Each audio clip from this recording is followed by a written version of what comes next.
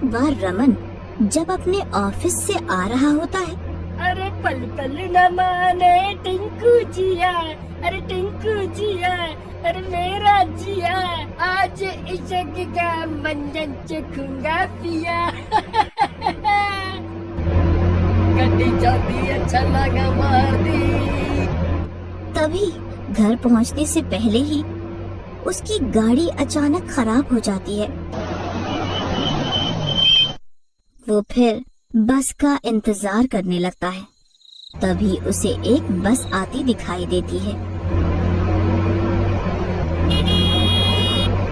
और वो खुश हो जाता है। रमन बस में चढ़ जाता है और टिकट नहीं लेता।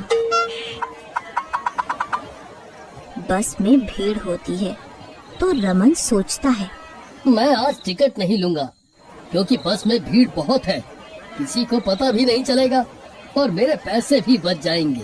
किसी तरह जब कंडक्टर टिकट के लिए पीछे जाता तो रमन आगे आ जाता और कंडक्टर के आगे आने पर रमन पीछे चला जाता। इस तरह वो टिकट ना लेकर बहुत खुश था। कुछ देर बाद रमन कुछ अजीब सा महसूस करता है, जैसे उससे कोई डरा रहा हो। उसे डरावनी सी आवाजें आने लगती हैं।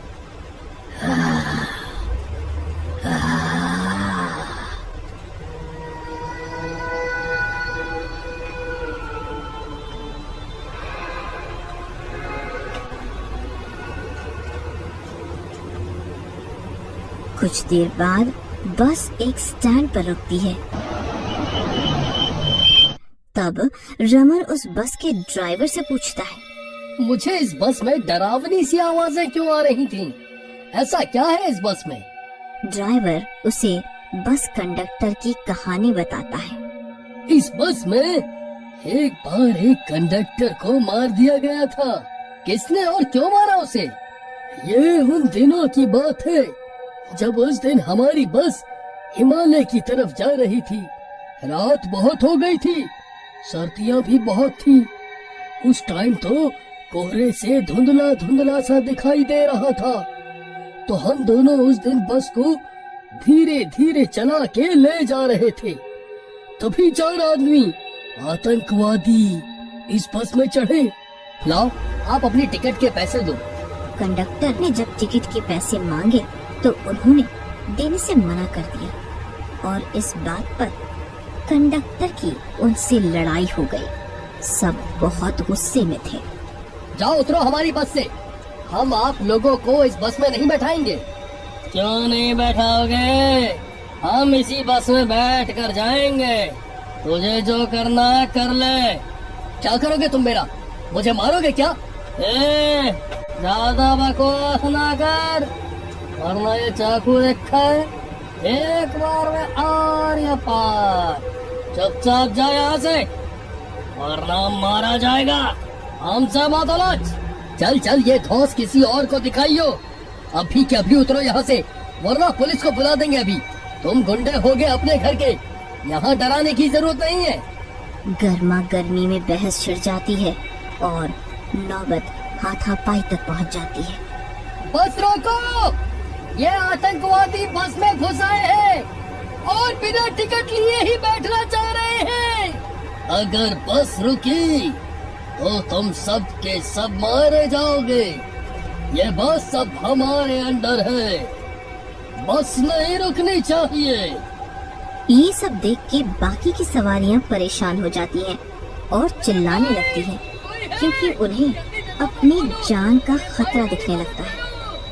ड्राइवर सोच में पड़ जाता है कि बस रोकेगी नहीं, क्योंकि टिकट के पैसों से ज्यादा जरूरी सवारियों की जान थी। मारपीट में गुस्से में आतंकवादियों ने उस कंडक्टर को चाकू से मार दिया। तब से वो अब भूत बन गया।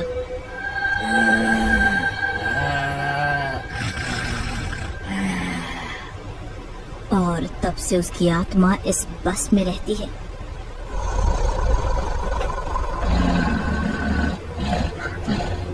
और उन आतंकवादियों का इंतजार करती है। ये सब सुन के रमन सदमे में आ जाता है और पूछता है, क्या सच में ऐसा हुआ था? हाँ हाँ, यही सच है। लेकिन ये आत्मा मुझे क्यों डरा रही है? मैंने तो कुछ नहीं किया इसके साथ। तुमने भी शायद टिकट नहीं ली होगी, तभी वो आपको परेशान कर रहा होगा। मैंने भी टिकट नहीं ली। नहीं नहीं, मुझे माफ कर दो। मैं आज के बाद फिर कभी ऐसा नहीं करूँगा। हाय राम, आज तो बच गए। कुछ दिनों बाद जब वो भूतिया बस वहाँ से निकलकर जाती है, तभी वो 4 बदमाश लड़के उस बस में चढ़ते हैं। पारदेसी पारदेसी जाना नहीं, जाना नहीं, हमें छोड़ के, हमें छोड़ के।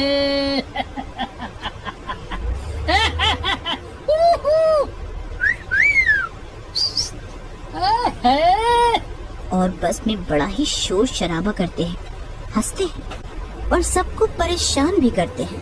लो भाई, आप चारों भी टिकट लो और उनके पैसे दो।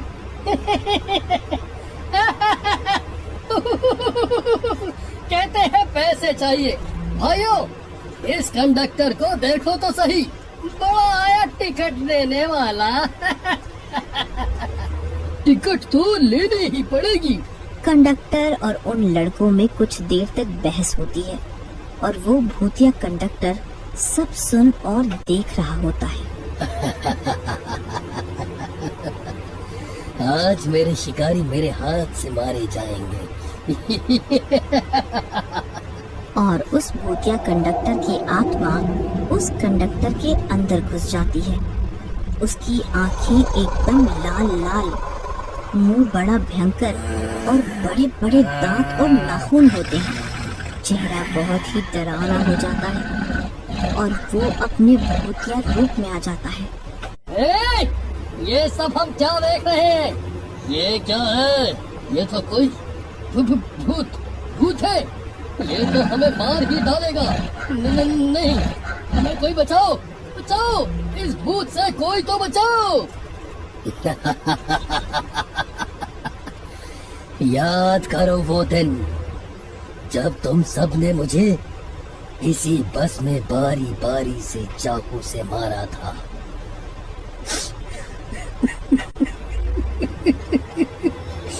क्या कसूर था मेरा? मैं तो इसकी तरह ही टिकट के पैसे मांग रहा था तुम सबसे, लेकिन तुम सबने मुझे तड़पा तड़पा के मारा।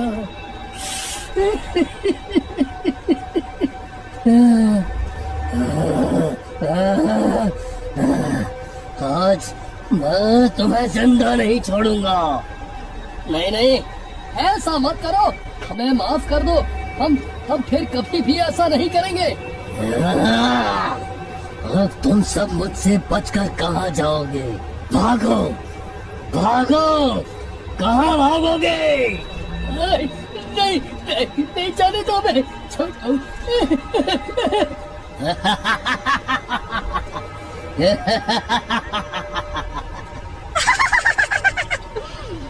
बस चलती रहती है और भूत उन बदमाशों का पीछा नहीं छोड़ता, उनको बहुत मारता है। नहीं नहीं, अब हमें छोड़ दो। हम अब से किसी के साथ भी ऐसा कुछ नहीं करेंगे। हमें मत मारो। नहीं, आज तो मैं तुम सबको नहीं छोड़ूंगा। तुम्हें मार कर ही तो मुझे इस आत्मा से मुक्ति मिलेगी। इसी तरह अंधेरा हो जाता है। जोर जोर से बारिश होने लगती है, बिजली कड़कने लगती है, लेकिन बस नहीं रुकती। वो अपनी रफ्तार में चलती रहती है। कुछ देर और चलने के बाद बस एक पहाड़ी पर जाके रुकती है और सुनसान पहाड़ी, भयानक आवाजें और साए साए हवा चलने लगती है। घना अंधेरा छा जाता है।